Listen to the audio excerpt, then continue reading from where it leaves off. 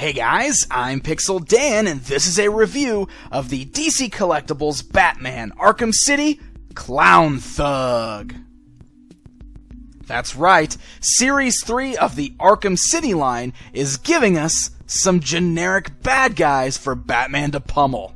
It's sort of like an army builder for this line, because as you can see, there are two versions of the same figure in this series. Now, the Clown Thug comes in that standard Batman Arkham City packaging, complete with the blister bubble that is shaped like Batman's cowl, and we've got that great image of Arkham City from the video game in the background.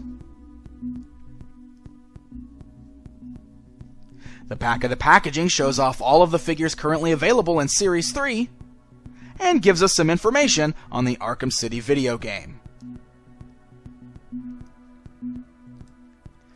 Now, of course, if you're familiar at all with Arkham Asylum or Arkham City, you'll know that throughout those video games, Batman fights a countless number of random thugs that are all hired by the various villains in the game. Of course, probably one of the more prominent are the Clown Thugs, the clowns that work for the Joker.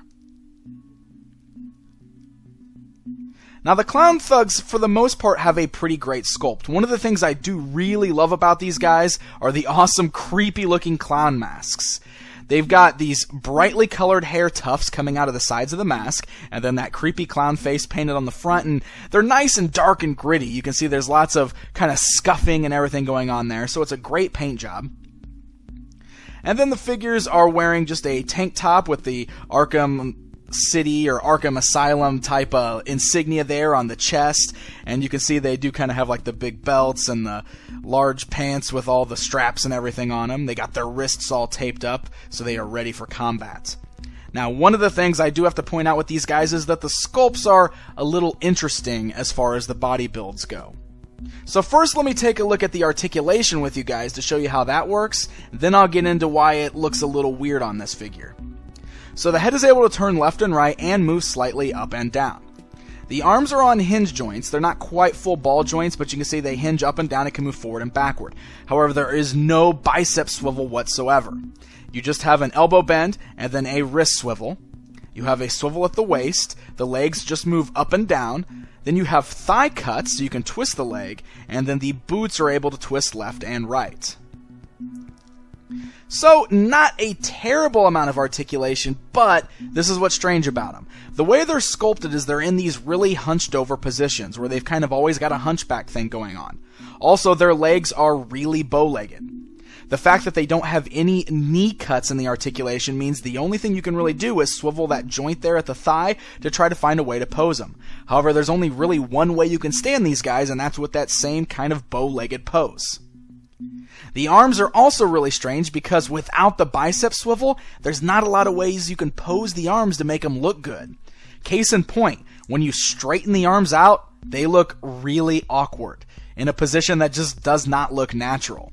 So you have to kind of position them with the arms bent, and they've always kind of got this weird monkey thing going on.